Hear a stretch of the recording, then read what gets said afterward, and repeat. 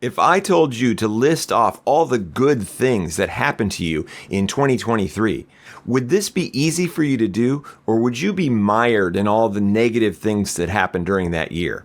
And why would you list off all of the good things that happened to you? Let's talk about that in this video.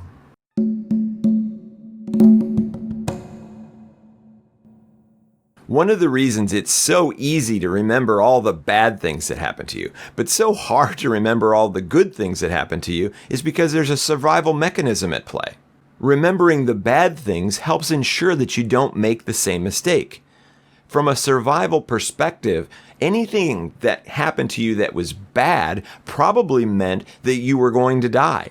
In today's society, it's not that big of an issue. We don't have to worry about dying around every corner. However, that survival mechanism is still at play.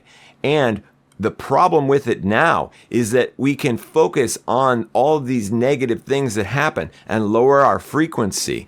One way to overcome this is to instead fill your head or fill your emotional body with all of the positive things that happened.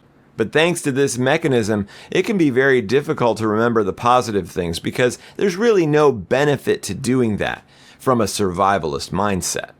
And it's really important for us to go ahead and use all those positive things later on in this video. So I would say get out a notepad and start writing down the positive things that happened to you over the last year. And I'm going to give you a list of categories to help you remember what those are, because most likely these things did happen to you. You've just forgotten all about them. The first one is overcoming some sort of challenge. Were you challenged this year, you faced it, and you were able to make some sort of progress. Number 2, health.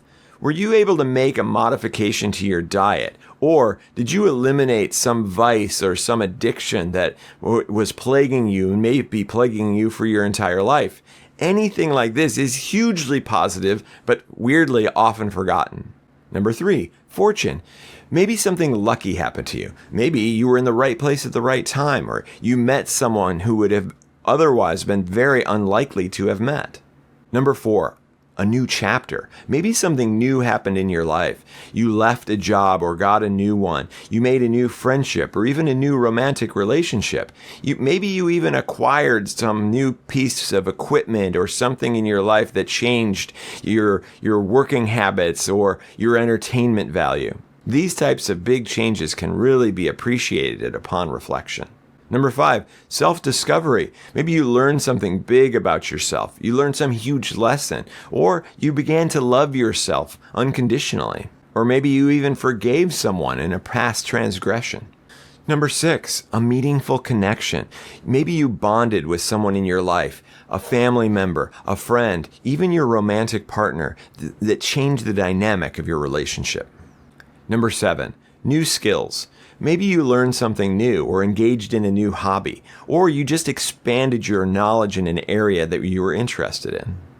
Number 8, adventure. Maybe you went on a vacation or you explored some place that you'd never been before. Number 9, giving back. Maybe you reached out to someone and helped them, whether it was a family member, whether it was a complete stranger, or an animal. Number 10, joy. Maybe you experienced a new type of happiness or hysterical laughter over something. This is one of those things that is really hard to remember, but they're so magical at the time. Number 11, creativity. Yeah, it could be that you made a piece of art or you made music, you did some singing, or even some writing. But creativity comes in so many different forms. It could be that you were in the middle of a conversation with someone and you said something very clever and you made them laugh.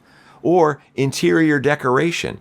There are many different forms, and so expand yourself to recognize your own creativity and relish in it. And finally, number 12, a milestone. Maybe there was a new baby born in the family, or an anniversary, or a milestone at your job. So many possibilities to celebrate the passage of time and the resiliency, or in the case of a new baby, the excitement over this new being in the family. So hopefully you were able to compile a big list of all the positive things that happened to you over 2023.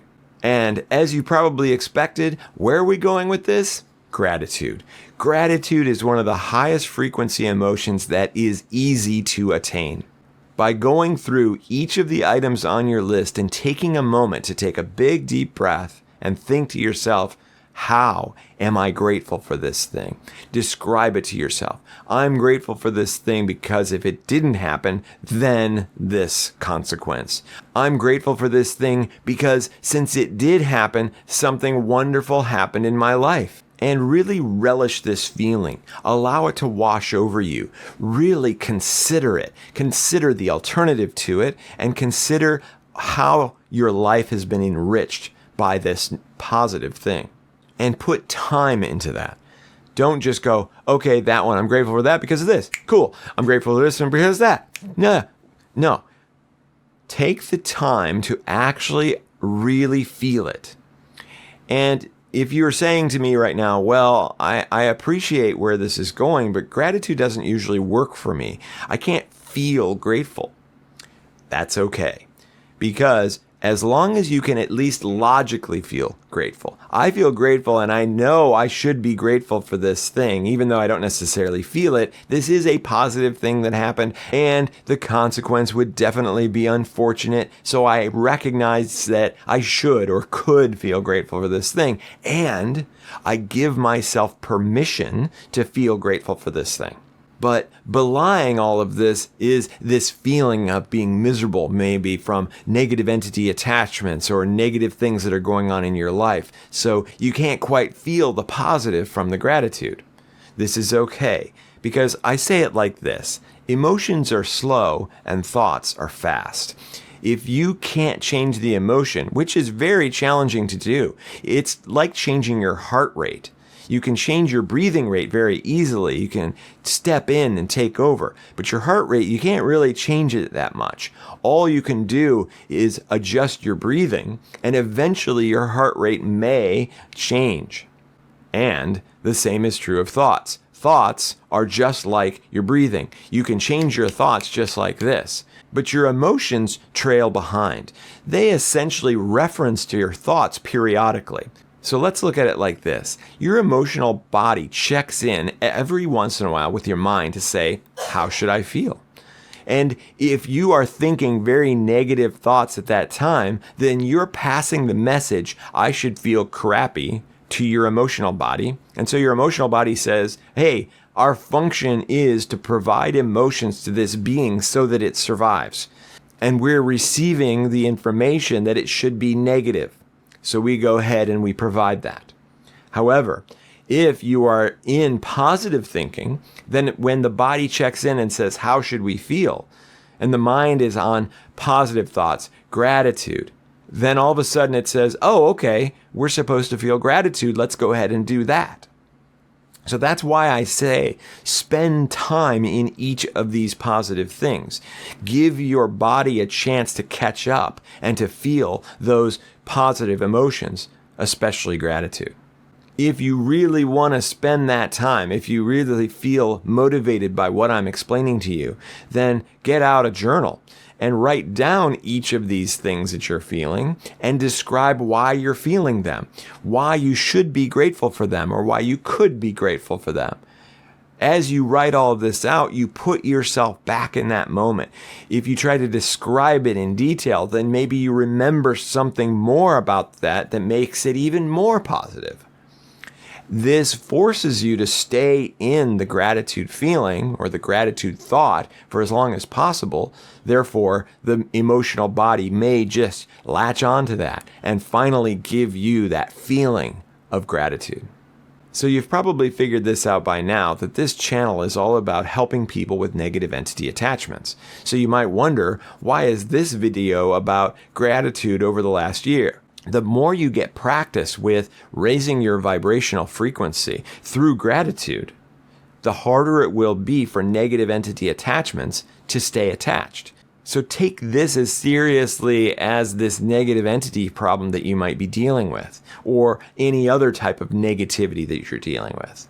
This can begin the process of transferring that energy that you're experiencing into this positive, high frequency place that you really want to be at.